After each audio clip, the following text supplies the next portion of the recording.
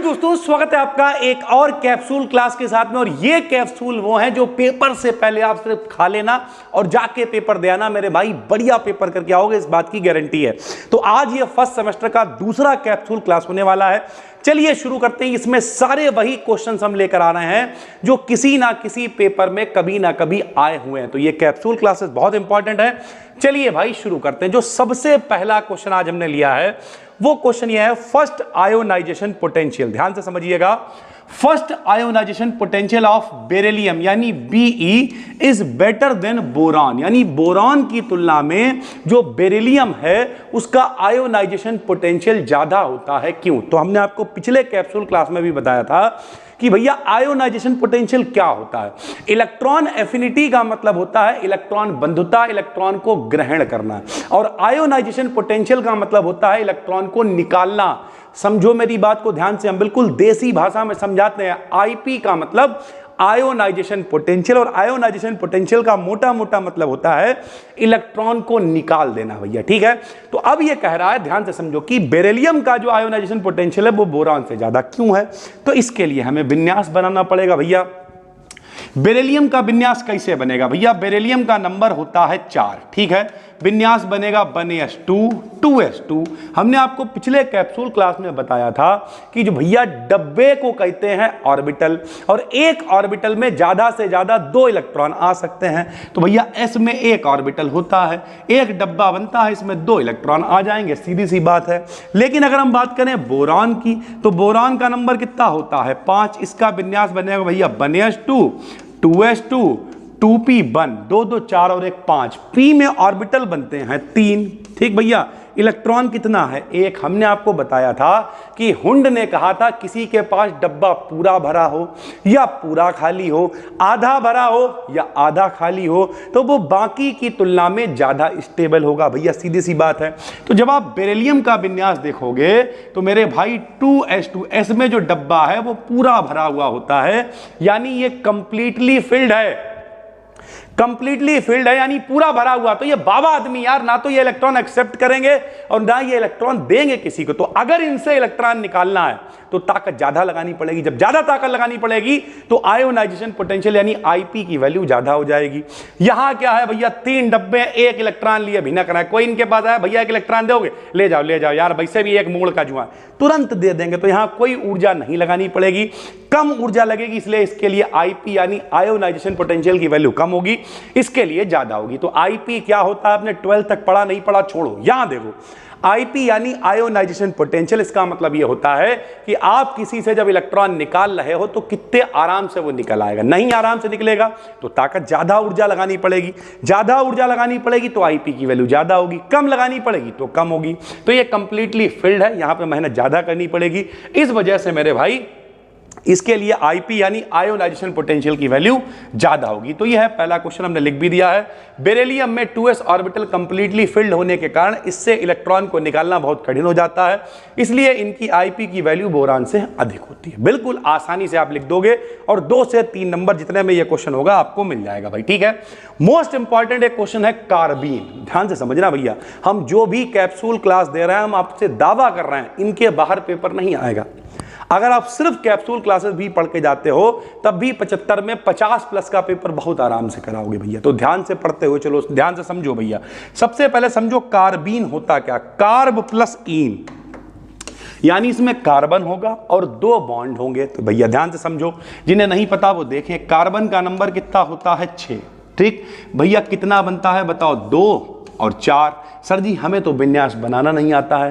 Chemistry की 0 to hero series short में शुरू करी है, आज उसकी दूसरी वीडियो हम डालेंगे, उसे फॉलो करते चलो, ये इन्यास विन्यास सब बनाने आ जाएंगे। फिलहाल समझो, अगर देसी भाषा में समझो तो भैया कार्बन के पास 4 इलेक्ट्रॉन होते हैं। तुम्हें विन्यास नहीं बनाना तब मत समझो, तुम इतना समझो कार्बन के पास 4 इलेक्ट्रॉन होते हैं और ये 4 लोगों को जोड़ सकता है। ये देखो CH4 मेथेन तो देखा होगा ना, तो कार्बन हमेशा 4 लोगों को जोड़ सकता है। ठीक, अगर कार्बन 4 लोगों को ना जोड़े, कितनों को जोड़े? सिर्फ 2 को जोड़े, तो इनके 2 इलेक्ट्रॉन यहां पे पड़े हुए भिनकते रहेंगे। सीधी सी बात है भैया, इसे ही हम लोग कार्बीन कहते हैं। हमने क्या लिखा? ये इलेक्ट्रॉन डिफिशिएंट स्पेसीज होते हैं, यानी इनके पास इलेक्ट्रॉनों की कमी होती है। कौशल लुईस ने कहा था 8 इलेक्ट्रॉन होने चाहिए, कार्बन के पास कितने हैं? 4। तो जब 4 हैं तो इलेक्ट्रॉन डिफिशिएंट स्पेसीज होते हैं, जिनमें कार्बन एटम से 2 बॉन्ड और 2 फ्री इलेक्ट्रॉन जुड़े होते हैं। यानी कार्बन एटम से 2 इलेक्ट्रॉन होंगे और 2 ये बॉन्ड बना लेगा। जैसे देखो कार्बन ने 2 बॉन्ड बनाए और 2 इलेक्ट्रॉन इनके पास खाली पड़े हुए हैं, इसे हम लोग क्या कहेंगे? कार्बीन।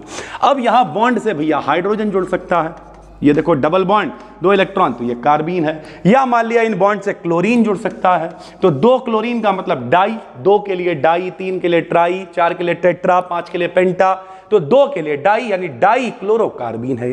तो कार्बीन अगर कोई आपसे पूछे क्या होता है, और ये लॉन्ग मतलब शॉर्ट का टॉपिक नहीं है, ये डिटेल शॉर्ट में या लॉन्ग में बनेगा, तो ध्यान से समझना, पूरा स्ट्रक्चर वगैरह सब समझा रहे हैं। तो भैया जब कार्बन के 4 इलेक्ट्रॉन में से 2 इलेक्ट्रॉन बॉन्ड बना लें और 2 वैसे ही पड़े रहें, तो उसे कहते हैं हम लोग कार्बीन। कैसे काम करेगा भैया देखते हैं, जरा समझो। सबसे पहले इसकी प्रिपरेशन, यानी ये बनाएंगे कैसे हम लोग, ये देखते हैं भैया, ठीक है। देखो सबसे पहले कैसे बनाया, हमने लिया फ्रॉम फोटोलिसिस ऑफ डाईएजोमेथेन। फोटोलिसिस समझते हो? फोटोलिसिस का मतलब प्रकाश से क्रिया, तो प्रकाश की उपस्थिति ले लेंगे। ये लिखा हुआ है HNu, ये सूर्य का प्रकाश लिखने का तरीका है। सूर्य का प्रकाश छोटे छोटे पैकेटों की फॉर्म में चलता है, जिसे फोटोन कहते हैं, और एक फोटोन की एनर्जी इतनी होती है HNu। इस वजह से सूर्य के प्रकाश को HNu हम लोग लिख देते हैं, ठीक है। तो जब कभी डाईएजोमेथेन, ये देखो CH2NN, डाईएजोमेथेन मेरे भाई है, एक कार्बन है मतलब मेथेन है, और यहां पे साफ साफ आपको 2 नाइट्रोजन दिखाई दे रहे हैं, मतलब बॉन्ड दिख रहा है, इसका मतलब डाईएजोमेथेन ये है। जब सूर्य के प्रकाश की उपस्थिति में रिएक्शन कराएंगे तो ये N2 मेरे भाई अलग हो जाएगा। जब N2 चला गया तो C के पास 2 H रह गए, तो 2 इनके H रह जाएंगे, 2 ये अपने इलेक्ट्रॉन लेके भिनकेंगे, क्या बना लेंगे? कार्बीन बना लेंगे। ऐसे ही अगर हम बात करें ड्यूरिंग रीमल्टीमैन रिएक्शन, रीमल्टीमैन में CH-Cl3 क्या है? क्लोरोफॉर्म है। KOH से क्रिया करेगा, क्रिया होगी तो KCl के संग में KCl बना लेगा, OH के संग में H2O बना लेगा, इनके पास 2 Cl रह जाएंगे, 2 इलेक्ट्रॉन लेके भिनकेंगे तो नाम हो जाएगा डाईक्लोरोकार्बीन। क्या नाम हो जाएगा? डाईक्लोरोकार्बीन। तो आप कैसे बनाओगे ये तो आपने समझ लिया होगा। कुछ इनकी प्रॉपर्टी समझ लो, यानी ये किससे किससे क्रिया कर लेते हैं, समझना मेरे भाई। सबसे पहली हमने रिएक्शन यहां लिखी है, एडिशन टू एल्कीन। एल्कीन समझते हो क्या होता है? एल्केन का मतलब सिंगल बॉन्ड। जितने भी सिंगल बॉन्ड वाले एल्केन, डबल बॉन्ड वाले एल्कीन, ट्रिपल बॉन्ड वाले एल्काइन, तो एल्केन, एल्कीन, एल्काइन, ठीक। तो एल्कीन का मतलब डबल बॉन्ड वाले। तो हमने ये लिया CH2, 2 इलेक्ट्रॉन लेके भिनक रहे हैं। ये देखो CH2 डबल बॉन्ड CH2 क्या है? ये एल्कीन है। इनका एक बॉन्ड टूटेगा, बॉन्ड टूटेगा तो एक जगह इनके पास खाली, एक जगह इनके पास खाली। इनके पास 2 इलेक्ट्रॉन थे, यहां आके बैठ गए, एक बॉन्ड इनसे बना लिया, एक बॉन्ड इनसे बना लिया, और इस तरीके से साइक्लोप्रोपेन बन गया भाई, ठीक है। इसी तरीके से अगर हम रिएक्शन करा दें मेथिल अल्कोहल से, CH3OH का मतलब क्या? Methyl alcohol. जहां कहीं भी OH जुड़ा होता है उसे अल्कोहल कहते हैं। कोई बात नहीं, मेथिल अल्कोहल से रिएक्शन करा दी। रिएक्शन कराएंगे तो भैया एक H इन्हें दे दिया, CH3 है, इनसे जुड़ गए। जब जुड़ गए तो CH3O CH3, इसका नाम है ईथर। जब कभी बीच में O होता है उसे ईथर कहते हैं। ऐसे ही अगर हम CH3CHO यानी एसिटल्डिहाइड से रिएक्शन कराएं, CH3CHO एसिटल्डिहाइड 12th में पढ़ा होगा, इससे रिएक्शन कराएं तो ये यहां पे आके CH3 से जुड़ जाएगा, तो CH3COCH3 क्या बन जाएगा? कीटोन बन जाएगा। ये PDF हम आपको बिल्कुल फ्री में, जो लोग YouTube पर देख रहे हो बिल्कुल फ्री में, टेलीग्राम पे अपना चैनल है BDKDN BSc, डिस्क्रिप्शन में लिंक है, वहां पर ये PDF आपको मिल जाएगी। चाहो तो कोर्स में एनरोल कर लो। अभी हम लोग लगे हुए हैं सिर्फ 299 रुपए में, 15 अगस्त तक सारे कोर्स कर रखे हैं, देख लो जाके, सब कुछ स्ट्रक्चर्ड वहां पे पड़ी हुई है, वीडियो PDF, ये कैप्सूल क्लासेस भी 1-2 दिन के अंदर जो बने हैं विद PDF वहां पर ऐड हो जाएंगे, तो ढूंढना नहीं पड़ेगा। जैसा सही लगे वैसा कर लेना, वरना YouTube पे सब्सक्राइब कर लो, यहां पे सब आखिरी तक आपके साथ में पेपर एनालिसिस वगैरह लेके आते रहेंगे। अब इसके स्ट्रक्चर की बात करते हैं। तो भैया कार्बीन जो है वो 2 तरीके की होती है, एक होती है सिंगलेट कार्बीन और एक होती है ट्रिपलेट कार्बीन। क्या होता है समझो भैया। सबसे पहले हमने लिखा सिंगलेट कार्बीन क्या होता है, तो हमने लिखा इसका जो कार्बन होता है, सिंगलेट कार्बीन का जो कार्बन होता है वो sp2 हाइब्रिडाइज्ड होता है। सभी को पता है, संकरण आपको करा चुके हैं हाइब्रिडाइजेशन। sp, sp2, sp3, इस तरीके से चलता है। संकरण क्या होता है, जब एक s ऑर्बिटल मिलेगा एक p मिलेगा तो sp हाइब्रिडाइजेशन हो जाएगा, इस तरीके से चलता है। तो इसमें भैया जो सिंगलेट वाली कार्बीन होती है, इसका जो कार्बन होता है वो sp2 हाइब्रिडाइज्ड होता है, ठीक। तथा इसके दोनों फ्री इलेक्ट्रॉन्स अपोजिट स्पिन के sp2 हाइब्रिड ऑर्बिटल में प्रेजेंट होते हैं। ध्यान से समझो, ये कार्बन है, ये कार्बन के दो बॉन्ड आ गए, ठीक। इनके पास दो इलेक्ट्रॉन होंगे क्योंकि ये कार्बीन है, तो भैया ये इनके दो इलेक्ट्रॉन आ गए। जो इनका sp2 हाइब्रिड ऑर्बिटल है उसमें एक इनका जो pz ऑर्बिटल होता है वो खाली होता है। सबको पता होना चाहिए p में डब्बे कितने बनते हैं, 3 बनते हैं। ये px हो गया, ये py हो गया, ये pz हो गया। तो इनका वाला भैया कार्बन का नंबर 6 ही तो है यार। कार्बन का नंबर कितना है, 6। 1s2, 2s2, 2p2। तो भैया p में क्या है जरा बताओ। ये देखो px में एक भी भर दोगे, py में एक भर दोगे, तब भी ये खाली पड़े हुए हैं। तो इनका जो pz वाला ऑर्बिटल होता है वो खाली होता है। देखो ये खाली पड़ा हुआ है pz वाला, दो इनके बॉन्ड हैं और दो इलेक्ट्रॉन जो इनका sp2 हाइब्रिड ऑर्बिटल होता है उसमें ये भरे हुए होते हैं भैया, ठीक है। तो इस तरीके से सिंगलेट जो कार्बीन होती है वो डायामैग्नेटिक होती है, क्योंकि दो ही इनके पास इलेक्ट्रॉन और वो दोनों कहाँ हैं, यही जोड़े में रखे हुए हैं sp2 हाइब्रिड ऑर्बिटल में। और जब कभी जोड़े में इलेक्ट्रॉन होते हैं, डाई का मतलब क्या होता है, जोड़ा, तो जब कभी जोड़े में इलेक्ट्रॉन होते हैं तो वो डायामैग्नेटिक होता है। और डायामैग्नेटिक का मतलब समझते हो, प्रतिचुंबकीय। और जब कभी बिना जोड़े के इलेक्ट्रॉन होते हैं तो उसे कहते हैं अनुचुंबकीय भैया, ठीक है। तो यहां जोड़े में इलेक्ट्रॉन होते हैं, ये डायामैग्नेटिक होता है सिंगलेट कार्बीन। अगर हम ट्रिपलेट कार्बीन की बात करें तो इसका कार्बन एटम sp हाइब्रिडाइज्ड होता है, इसमें sp2 नहीं होगा भैया, sp हाइब्रिडाइज्ड होता है। तथा इसके दो फ्री इलेक्ट्रॉन्स अनहाइब्रिडाइज्ड py और pz में होते हैं। सीधी सी बात है, जब sp होगा, समझो भैया ये s आ गया, जब p में 3 होते हैं, जब s, जब px, जब py और जब pz, जब sp हाइब्रिड ऑर्बिटल है तो दो फ्री हो जाएंगे, एक py फ्री हो जाएगा, एक pz फ्री हो जाएगा। तो भैया sp हाइब्रिडाइज होता है, जो दो इलेक्ट्रॉन होंगे वो जो बिना हाइब्रिडाइजेशन वाले हैं py और pz उसमें प्रेजेंट होंगे। इसका स्ट्रक्चर कैसे बनेगा समझो भैया, देखो ये कार्बन आ गया, ये इनके मेरे भाई दो बॉन्ड आ गए। अब ये देखो px वाला, ये px वाले में एक इलेक्ट्रॉन, ये देखो py वाले में, सॉरी ये pz में एक इलेक्ट्रॉन, ये py में एक इलेक्ट्रॉन, क्योंकि px वाला तो इनका हाइब्रिड में चला गया भैया, ठीक, एक s और एक p। तो जो दो बचे, एक py और एक pz, इस तरीके से इनका स्ट्रक्चर बनता है। और ये ट्रिपलेट कार्बीन है, इसमें भैया बिना जोड़े का एक एक इलेक्ट्रॉन है, इसलिए ये कहलाएगा पैरामैग्नेटिक। तो अगर हम आपसे कहें कि पेपर में कार्बीन लॉन्ग में आएगा विद स्ट्रक्चर, तो आप कैसे करोगे, आप कहोगे भैया जब कार्बन के पास दो इलेक्ट्रॉन और दो बॉन्ड होते हैं तो उसे हम लोग कार्बीन कहते हैं, ठीक। फिर बनाने की विधि आपको बता दी, करा देना। प्रॉपर्टी पूछे तो ठीक, नहीं तो उसे करने की जरूरत नहीं। फिर आप हेडिंग डालोगे स्ट्रक्चर, स्ट्रक्चर में आप बताओगे कार्बीन दो तरीके की होती है, एक सिंगलेट होती है, एक ट्रिपलेट होती है। फिर आप बताओगे कि भैया सिंगलेट में जो कार्बन होता है वो sp2 हाइब्रिडाइज होता है और ट्रिपलेट में केवल sp हाइब्रिडाइज होता है। उसमें जब sp2 है यानी दो p चले गए तो एक ही बचेगा pz वाला, तो pz वाला उसमें खाली होता है। इसमें sp ही है तो दो खाली बच जाते हैं, py और pz, उसी में एक एक इलेक्ट्रॉन अवेलेबल होता है। इसमें बिना जोड़े के हैं इसलिए ये पैरामैग्नेटिक है, उसमें जोड़े में है इसलिए वो डायामैग्नेटिक है। तो पेपर में मेरे भाई हमने यहां लिख दिया है, ये देखो यहां पे लिख दिया है, ये देखो क्या लिखा हमने यहाँ पे, हमने लिख दिया है कि भैया कार्बीन मोस्ट इंपॉर्टेंट है, पेपर में ये आएगी। हम जितने आपको कैप्सूल क्लासेस में क्वेश्चन करा रहे हैं, अगर आप उन्हें छोड़ने की गलती कर रहे हो भाई तो आपसे बड़ा कोई बेवकूफ नहीं है। अगला क्वेश्चन नाइट्रीन, अगर पेपर में कार्बीन नहीं आती है तो नाइट्रीन 101% आएगी। क्या होती है नाइट्रीन, लो समझो, जब कभी कार्बन के पास दो इलेक्ट्रॉन और दो बॉन्ड होते थे तो कार्बीन कहलाता था। ऐसे ही नाइट्रोजन के पास जब 4 इलेक्ट्रॉन और एक बॉन्ड होता है, नाइट्रोजन का नंबर कितना होता है, 7, समझो नाइट्रोजन का नंबर 7, बाहरी 5, जब बाहरी 5 है तो भैया 4 इलेक्ट्रॉन और एक बॉन्ड ये बनाएगा तो इसे हम लोग कहेंगे नाइट्रीन। हमने यही लिखा है, क्या लिखा है, नाइट्रोजन पर एक बॉन्ड, देखो एक बॉन्ड और दो लोन पेयर यानी जोड़े के दो इलेक्ट्रॉन, दो इलेक्ट्रॉन उपस्थित होते हैं, तब इसे हम लोग नाइट्रीन कहते हैं। कैसे बनाओगे भाई, तो preparation from decomposition of hydrazoic acid. Hydrazoic acid क्या होता है, N3H को हाइड्राजोइक एसिड कहते हैं। कैसे लिखते हैं भैया? ऐसे लिखते हैं, एक नाइट्रोजन, दो नाइट्रोजन, तीन नाइट्रोजन, इन दोनों नाइट्रोजन के बीच में ट्रिपल बॉन्ड है, एक एक्स्ट्रा जुड़ा हुआ है इनके पास NH, ये है हाइड्राजोइक एसिड। समझते रहना, जब हाइड्राजोइक एसिड टूटेगा तो ये भैया N2 अपना फ्री हो लेगा। जब N2 यहां से फ्री हो जाएगा तो नाइट्रोजन के पास खाली एक अकेला हाइड्रोजन ही रह जाएगा, तो ये भैया NH बनाएगा और बचे हुए इनके जो इलेक्ट्रॉन हैं वो सामने आ जाएंगे, दो लोन पेयर, तो ये क्या बन जाएगा? नाइट्रीन बन जाएगा। जैसे उसमें कार्बीन बना था, उसमें अलग हो गया था, वैसे इसमें नाइट्रीन बना है। ठीक, प्रॉपर्टीज की बात करें तो इसमें रीअरेंजमेंट हो जाता है। रीअरेंजमेंट क्या होता है भैया? जैसे हमारे पास है CH3CON, ठीक, अब हम इसका रीअरेंजमेंट कराना चाहें तो जरा देखो भैया, ये जो नाइट्रोजन है इनके पास दो इलेक्ट्रॉन है, ये कहेगा यार हम तो बॉन्ड बना सकते हैं, तो ये क्या करेगा? देखो C ऐसे लिखा, CO ऐसे लिखा रह दिया, ठीक। अब हमने क्या किया, इसे उठा के इधर लेगा।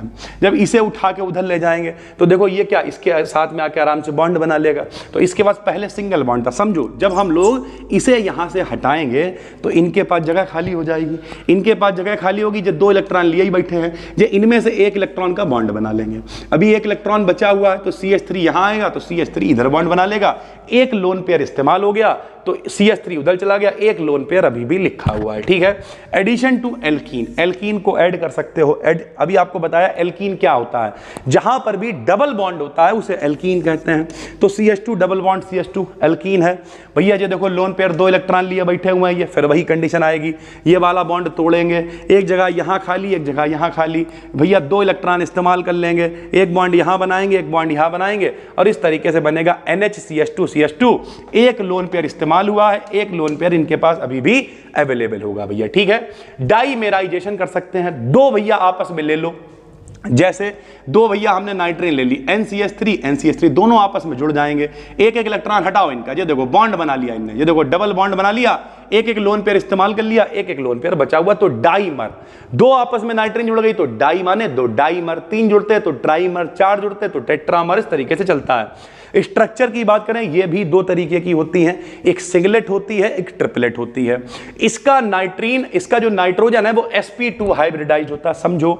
जो भैया उसका वाला ध्यान से समझना, उसका जो सिंगलेट में कार्बन था sp2 हाइब्रिडाइज था, इसका भी नाइट्रोजन sp2 हाइब्रिडाइज्ड है, ठीक है। तथा इसके दोनों lone pair of electron opposite spin sp2 hybrid orbital में प्रेजेंट होते हैं। उसमें भी sp2 हाइब्रिड ऑर्बिटल में प्रेजेंट थे, इसमें भी sp2 हाइब्रिड ऑर्बिटल में प्रेजेंट होंगे। ये देखो भैया, ये sp2 हाइब्रिड ऑर्बिटल्स हैं, ये इनका बैकेंट pz ऑर्बिटल है, बिल्कुल वैसा ही है भैया जैसा कार्बन है, जोड़े में इलेक्ट्रॉन है तो ये डायामैग्नेटिक है। उनके पास एक ही लोन पेयर था, ये नाइट्रोजन है तो इनके पास दो लोन पेयर हैं। ऐसे ही ट्रिपलेट में क्या होगा, इसका नाइट्रोजन एटम sp हाइब्रिडाइज्ड होता, उसमें भी sp हाइब्रिडाइज्ड था, इसमें भी sp हाइब्रिडाइज्ड है। इसके एक lone pair of electron unhybridised py और pz में अवेलेबल होता है।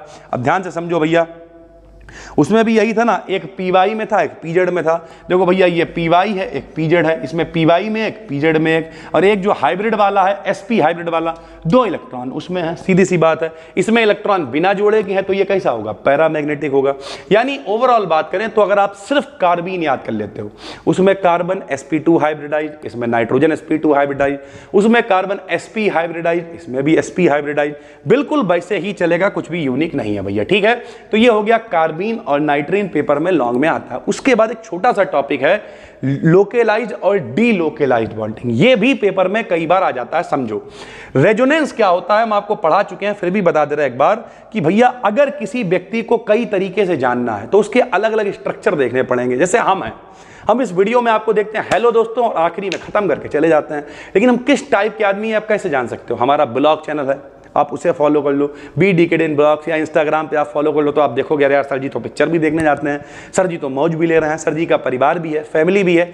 यानी ओवरऑल बात करें उसके बारे में आपने मेरा एक वो स्ट्रक्चर देखा, फिर आप कभी ऑफलाइन में आ गए, आपने कहा सर जी तो यार इतनी भीड़ होती है, बहुत मस्त पढ़ाते हैं, तो फिर आपने वो अवतार देख लिया, तो आप कहोगे यार सर जी ठीक आदमी है।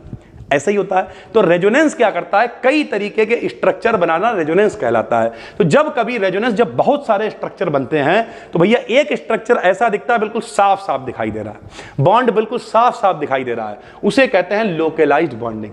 और जहां पे साफ साफ नहीं दिख रहा है उसे कहते हैं डीलोकेलाइज्ड। लोकेलाइज्ड का मतलब ही क्या, लोकेशन फिक्स होनी चाहिए, समझो। रेजोनेंस के कारण पाई बॉन्ड के इलेक्ट्रॉन्स और lone pair of electrons move करते रहते हैं। पाई बॉन्ड समझते हो, हमने आपको बताया सारे सिंगल बॉन्ड सिग्मा बॉन्ड, सारे डबल बॉन्ड में एक सिग्मा एक पाई, ट्रिपल बॉन्ड में एक सिग्मा दो पाई। तो जितने भी डबल बॉन्ड ट्रिपल बॉन्ड के इलेक्ट्रॉन होते हैं वो मूव करते रहते हैं, जबकि किसी एक स्ट्रक्चर में फिक्स पोजीशन पर होते हैं। इस बॉन्डिंग को लोकेलाइज्ड बॉन्डिंग कहते हैं। जहां पर मूव कर रहे हैं इलेक्ट्रॉन, बॉन्ड क्लियर नहीं है, लोकेशन क्लियर नहीं है, उसे डीलोकेशन कहेंगे, डीलोकेलाइज्ड बॉन्डिंग कहेंगे। और जिस स्ट्रक्चर में फिक्स होंगे मेरे भाई उसे हम लोग क्या कहेंगे, जबकि लगातार मूव करने के कारण pi bond lone pair of electron की पोजीशन धुंधली हो जाती है, टर्बिड हो जाती है। इस प्रकार की बॉन्डिंग को डीलोकेलाइज्ड बॉन्डिंग कहते हैं। जैसे हमने आपको दिखाया है, जैसे एक ये स्ट्रक्चर देखो, देखो CH2 double bond, CH single bond, फिर डबल बॉन्ड CH2, ठीक साफ साफ दिखाई दे रहा है। यहां डबल बॉन्ड है, यहां सिंगल बॉन्ड है, यहां डबल बॉन्ड है। इसका मतलब ये लोकेलाइज्ड बॉन्डिंग है, कोई दिक्कत। ऐसे ही अगर हम क्या करें भैया, ये बॉन्ड दोनों तोड़ दें, तो बॉन्ड तोड़ेंगे तो यहां क्या आ जाएगा, प्लस आ जाएगा, यहां क्या आ जाएगा, माइनस आ जाएगा। साफ साफ दिख रहा है single bond double bond single bond plus minus है, तो ये भी पता है लोकेलाइज्ड बॉन्डिंग है, ठीक है। लेकिन अब कभी बॉन्ड यहां, डबल बॉन्ड यहां थे, कभी बॉन्ड तोड़ दिया, प्लस माइनस आया, बॉन्ड बीच में आ गया, तो कभी बॉन्ड यहां, कभी बॉन्ड यहां, फिर तोड़ोगे फिर बॉन्ड बन जाएगा। तो यानी जब कभी हम इन दोनों को साथ में देखेंगे तो कभी बॉन्ड यहां दिखेगा और कभी बॉन्ड यहां बीच में दिखेगा। इन दोनों स्ट्रक्चर को अगर मिलाएंगे भैया, इसमें देखो बॉन्ड यहां है, जब ये टूटेगा तो यहां प्लस माइनस आएगा और बीच में बॉन्ड आ जाएगा। तो जब एक साथ देखोगे तो यहां भी बॉन्ड दिखेगा, यहां भी दिखेगा, यहां भी दिखेगा, लेकिन एक साथ में नहीं है ना, अलग अलग। तो दोनों स्ट्रक्चर मिला के देखोगे तो बॉन्ड तीनों जगह पर दिखेंगे, धुंधले दिखेंगे, ऐसा लगेगा यार यहां भी है, यहां भी है, यहां भी है। तो ये जो तीसरा वाला स्ट्रक्चर है ये कहलाएगा डीलोकेलाइज्ड, यानी लोकेशन फिक्स नहीं है क्योंकि हम दोनों को एक साथ देख रहे हैं भैया, ठीक है। तो इसे कहते हैं डीलोकेलाइज्ड बॉन्डिंग। अगर सरल भाषा में हम आपको बताएं तो ये जितने भी कैप्सूल क्लासेस हैं भाई, इन्हें मन लगा के देखते रहो। अभी हम फिजिक्स के भी बनाएंगे। आप कुछ लोगों को लग रहा होगा कब बनाओगे, अभी कुछ देर नहीं हुई है। कुछ बच्चे पूछ रहे थे पेपर कब होंगे, आज एक शॉर्ट वीडियो डालेंगे, उसमें देखना, समझाएंगे डिटेल में। बिल्कुल भी टेंशन मत लो, ठीक है। जितना हम पढ़ा रहे हैं पढ़ते रहो। थोड़ा सा टाइम अगर है, थोड़ा सा बजट है तो डिस्क्रिप्शन में एक लिंक पड़ा हुआ है, 40-50 वीडियो हमने सब कटवा पिटवा के इकट्ठी कर दी हैं। ये कैप्सूल क्लासेस भी वहीं पर मिल जाएंगे आपको विद PDF। आराम से देख डालो, जब समय मिले तब। 2 दिन से 3 दिन बहुत ज्यादा होंगे, पर्याप्त होंगे, आराम से आप देख लोगे। वरना इस चैनल को सब्सक्राइब करके रख लो। टेलीग्राम पे अपना फ्री में चैनल है BDKDN BSc, उसे ज्वाइन कर लो। जब भी कोई वीडियो आती है वहां पे शेयर कर दी जाती, तो आपको ढूंढना नहीं है, भटकना नहीं है, आए अपनी क्लिक करी, देख ली, बात खत्म है। तो अगर आप किसी की भी तैयारी कर रहे हो, SSC की, बैंक की, रेलवे की, PO की, जिसकी भी, तो BSc हमारे ऊपर छोड़ दो, वो हम देख लेंगे। अपना कंपटीशन आप देखो, ठीक। जो हम बताएं उतना पढ़ते रहो, उसके बाहर नहीं आएगा भाई, ठीक है। तो चाहना तो 15 अगस्त तक अभी ऑफर चल रहा है, डिस्क्रिप्शन में लिंक है, क्लिक कर लेना। बाकी फिर मिलते हैं, तब तक के लिए धन्यवाद, थैंक यू।